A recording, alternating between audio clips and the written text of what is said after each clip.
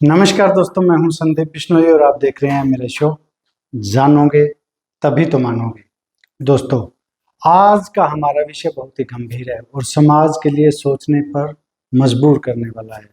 बिश्नोई समाज हमेशा इसे अपने सख्त मर्यादाओं, अनुशासन और पर्यावरण प्रेम के लिए जाना जाता है। हमारे धर्म 29 नियमों में एक बहुत बड़ा नियम है नशे से दूर रहना। लेकिन बड़े दुख की बात यह है कि हाल ही में बिश्नोई समाज के एक संत को नशे की तस्करी में पकड़ा जाना बहुत ही दुर्भाग्यपूर्ण है।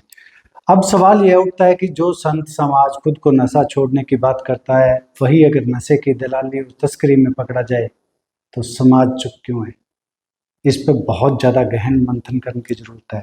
बिश्नोई धर्म और नशे का विरोध हमेशा से होता आया है। बिश्नोई धर्म में गुरु जम्बेश्वर जी महाराज ने 500 साल पहले ये स्पष्ट कर दिया था कि इंसान को नशे से दूरी बनाए रखनी चाहिए, चाहे वह शराब हो, तंबाकू हो या कोई अन्य नशा हो। नशा इंसान की आत्मा को कमजोर करता है, शरीर को बीमार करता है और समाज को पतन की ओर लेके जाता है।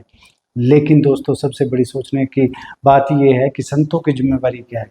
बिश्नोई संत समाज में यह उम्मीद दी जाती है उनके द्वारा कि वह आम लोगों को सही राह दिखाए। संतों का काम है नशा छुड़ाना, समाज को जोड़ना और धर्म की मर्यादा बचाना। लेकिन जब कोई संत खुद नशे की तस्करी में पकड़ा जाता है तो यह सिर्फ उसकी ही गलती नहीं बल्कि पूरे समाज की बदनामी होती है। दोस्तों, संत समाज की चुप्पी पर बड़ा गहन सोचने पर मजबूर होना पड़ रहा है आम व्यक्ति को। सबसे बड़ा यह सवाल है कि संत समाज चुप क्यों है? क्या संत समाज अपने सिद्धांतों को भूल गए हैं? क्या समाज डर रहा है कि कहीं उनकी एकता को जो है उस पर सवाल ना उठ जाए? या फिर यह चुप्पी उन पाखंडियों को छूट दे रही है जो कि इस तरह के कृत्य करते हैं? दोस्तों, युवाओं पर इस चीज का क्या असर पड़ेगा? हमारे बच्चे, हमारी नई पीढ़ी इस घटना को देखकर क्या सोचेंगे, क्या सीखेंगे? जब वे देखेंगे कि संत जो हमारे समाज के एक मेन स्तंभ है, वो ही नशे का कारोबार कर रहे हैं और उसमें शामिल हैं और बाकी संत चुप है, तो उनके मन में धर्म के प्रति विश्वास कैसे रहेगा? यह बात समाज के लिए बड़ा खतरनाक सोच है। दोस्तों, समाज को अब है बहुत ही कठोर रुख अपनाने की। समाज को चाहिए कि ऐसे पाखंडियों को तुरंत संत समाज से बाहर करे, उनका चोला वापस ले। अगर कोई सच में दोषी है तो उसका बहिष्कार होना चाहिए, उनसे चोला छीन लेना चाहिए। संत समाज इस घटना की निंदा करनी चाहिए दोस्तों। और सबसे बड़ी बात यह है, आने वाली पीढ़ी को हमें यह सिखाना होगा कि नशा किसी भी हाल में स्वीकार्य नहीं है और उसमें कोई भी सम्मिलित हो तो उस पर कार्रवाई होगी। दोस्तों, बिश्नोई समाज की पहचान ही जो है पर्यावरण प्रेम, नशामुक्त जीवन, करुणा, इन जैसे तमाम सिद्धांतों के ऊपर है। अगर समाज इस पहचान से भटक जाएगा तो आने वाली पीढ़ी हमें माफ नहीं करेगी। दोस्तों, आज हमें यह फैसला लेना होगा कि हम सच्चे धर्म की राह पर चलते हैं या फिर चुप रहकर पाखंडियों को बढ़ावा देते हैं। दोस्तों, मैं आप सभी से निवेदन करता हूं, इस मुद्दे पर अपनी राय जरूर रखें। कमेंट में इनके साथ कैसा व्यवहार होना चाहिए जो नशे की तस्करी में पकड़े जाते हैं उन लोगों के साथ में। और सबसे बड़ी बात तो एक साधु का, एक संत का, एक महात्मा का पकड़ा जाना, तो उनको समाज से बाहर कर देना चाहिए या नहीं? इस तरह के आप कमेंट में जो भी आपके मन में बात आए वो लिख के जरूर बताइएगा। याद रखिए, धर्म की असली सेवा वही है जो सच्चाई पर डटी हो, चाहे वे कितनी ही कड़वी क्यों ना हो। दोस्तों, हाल फिलहाल में जो ये बातें सामने आई है ना, अब एक पुलिस की वैन के आगे पुलिस जो खड़ी है सामने और उसके सामने संत समाज के जो एक संत है वो नीचे बैठा है, पुलिस वाले पीछे जो खड़े हैं। आपको क्या लगता है, मन में दर्द नहीं होता?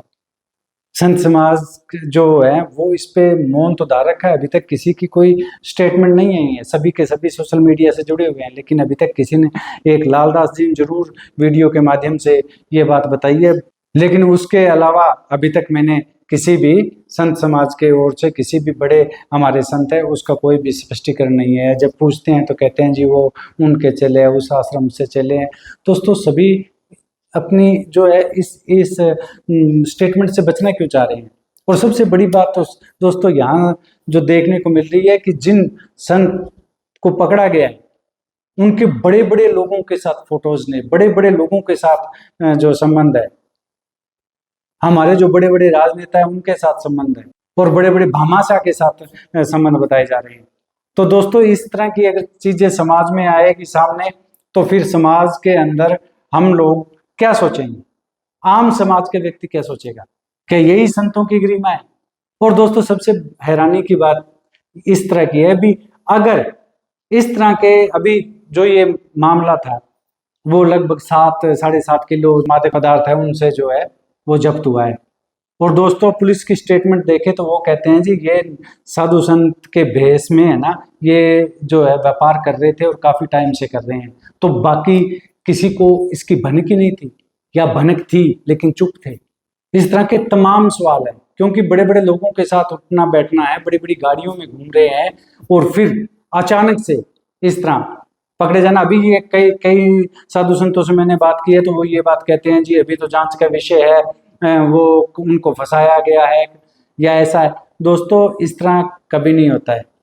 2 गाड़ियां थी, उन दोनों में मादक पदार्थ था, दोनों में लोग बैठे थे, और वो काफी दूर से लेके आए और कहते हैं पंजाब में जो है ये सप्लाई करना था। तो दोस्तों बिश्नोई समाज के ऊपर लगातार इस तरह का ग्रहण क्यों लगता जा रहा है? दूसरे लोग क्या सोचेंगे, क्या बिश्नोई जो है बस नशा तस्करी के लिए? बहुत से सवाल तो पहले भी उठ रहे हैं समाज के ऊपर। अगर समाज में इन जैसों के ऊपर कठोर कार्रवाई नहीं की, तो आने वाली पीढ़ी और दूसरा समाज हमारे बारे में क्या सोचेगा? दोस्तों बड़े बड़े लोगों के साथ फोटोज हैं, इस वजह से सारा संत समाज चुप है, क्योंकि अगर कोई बोलेगा तो वो कह रहे हैं जी हम तो ये जांच का विषय। अभी तक किस तरह की जांच है? अगर हमारा बिश्नोई समाज का कोई भी संत है वो जेल के अंदर सलाखों के पीछे है, और अभी उसने जो है भगवान चोला पहन रखा है, तो क्या ये हमारे लिए शर्म की बात नहीं है? मैंने कल जो है 1-2 हमारे जो मुखी संत है, श्री महंत है, उनसे बात भी की है, और उनसे कहा भी है भी आप तुरंत उनसे चोला वापस लीजिए, और उनको जो भी है सफेद पजामा कुर्ता या जो भी है पहनाएं, लेकिन भगवे को उनसे तुरंत वापस लीजिए। दोस्तों अगर हमारे संत समाज के लिए इस तरह खतरे की बात इस तरह है भी, जैसे उनके जो ब्याह पे दूसरे संत है जो कि जम्बेश्वर जी की शिक्षाओं को आगे बढ़ाते हैं और बिश्नोई समाज को मार्गदर्शन कर रहे हैं, अब पुलिस उनकी गाड़ी रोक के चेकिंग नहीं करेंगी, इस बात की क्या गारंटी है? क्योंकि 1-2 मछली है वो तालाब को गंदा कर देती है। तो इस तरह की मछली को अगर ठीक है हो जाता है कभी ऐसा भी, कोई किसी व्यक्ति को पता नहीं चलता है, लेकिन उसका दंड उस तरह होना चाहिए कि और इसके बारे में सोचे तो 100 बार सोचना चाहिए। और दोस्तों सबसे बड़ी बात तो है ये, अगर कोई संत समाज इनको अगर कोई चोला भी दे रहा है, अपना शिष्य बना रहा है, तो दोस्तों सबसे पहले जांचने परखने की बात है किन के साथ संबंध है उनके, अलग अलग रूप से उनकी जो है गंभीर और गहन जांच होनी चाहिए। क्योंकि ये एक संत समाज का जो एक हमारे संत हैं, वो अगर इस तरह पकड़े जाते हैं और वो भी नशा जैसे मादक पदार्थ में, तो वो संत तो पाखंड सबसे ज्यादा वहीं से स्टार्ट होता है। क्योंकि जो युवा संतों की हमारे समाज में भरमार है, ऐसी बात नहीं है, तो फिर मोह माया का त्याग, ये तो पाखंड ही हुआ ना। और एक मछली के कारण सारा समाज है, सारा तालाब है, वो जो है गंदा हो रहा है, तो उसके ऊपर समाज क्या एक्शन लेगा? और दोस्तों अगर आपको किसी भी ऐसे तथाकथित जो संत बने हुए हैं और पाखंड कर रहे हैं और इस तरह के जो आपराधिक किस्म की गतिविधियों में शामिल है, उनके नाम जरूर लिखिए आप, ताकि कि समाज को हम बता सकें, और अगर उनको ऐसा है तो समय रहते उनसे जो चोला वापस भी लिया जा सकता है, और उसके बाद के अंदर जो है उन पे जो इस तरह का शर्मसार करने वाला वाक्य है ये और ना हो। और मेरा हाथ जोड़ के हमारे महंत और श्री महंत से ये निवेदन है कि उसका चोला तुरंत वापस लीजिए, और एक ऐसी कोई जो है उनकी आचार संहिता बनाएं जिसके अंदर उनको ऐसा अपराध करने से पहले 100 बार सोचना पड़े। क्योंकि अगर यही चलता रहा तो बिश्नोई समाज पतन की ओर चला जाएगा। मेरे ऊपर लाख ये बात है जी, संतों की निंदा करता है। हालांकि मैं सिर्फ पाखंडियों की निंदा करता हूँ, मैं किसी संत की निंदा नहीं करता हूँ। जो भी हमारे विद्वान संत है उनके प्रति मेरे मन में पूरा आदर है। हाँ, किसी संत की बात से सहमत होना या ना होना ये एक व्यक्तिगत आजादी है, मैं अपने हिसाब से उस पर बात करता हूं, लेकिन किसी भी संत का निरादर करना मेरी कभी भी मंशा नहीं रही है, और ना ही मैं किसी द्वेषपूर्ण ये बातें करता हूं। लेकिन मेरा ये मानना है कि संत समाज को खड़ा होकर आज सबसे ज्यादा जिम्मेदारी से उनको काम करने की जरूरत है, और ऐसा संदेश देने की जरूरत है ताकि आने वाले टाइम में जो बिश्नोई समाज के संत हैं उन पे ऐसा लांछन ना लगे। तो दोस्तों, आपकी क्या राय है? आप कमेंट बॉक्स में जरूर लिखिएगा, और किस तरह की जो है समाज में उन पे कार्रवाई होनी चाहिए, संतों के लिए क्या मैसेज है आपका, आप जरूर लिखिएगा। और इस वीडियो को ज्यादा से ज्यादा शेयर करिएगा दोस्तों, ताकि कि प्रत्येक व्यक्ति है उसको इस विषय के और बारे में और इसकी विषय की गंभीरता के बारे में पता चले। और हाँ दोस्तों, अगर अभी तक मेरा चैनल आपने सब्सक्राइब नहीं किया है तो तुरंत मेरे चैनल को सब्सक्राइब जरूर कर लीजिएगा, फेसबुक पर फॉलो जरूर कर लीजिएगा दोस्तों।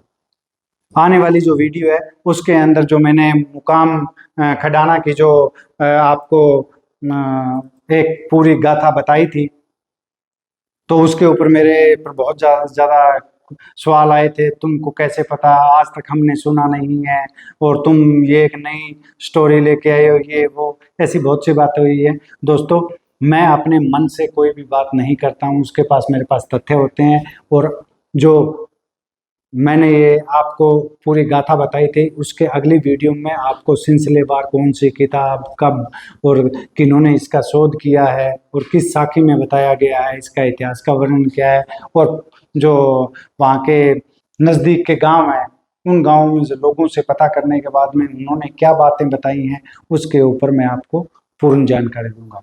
तो दोस्तों, सब्सक्राइब जरूर कर लेना। नमस्कार, नून प्रणाम, राम राम।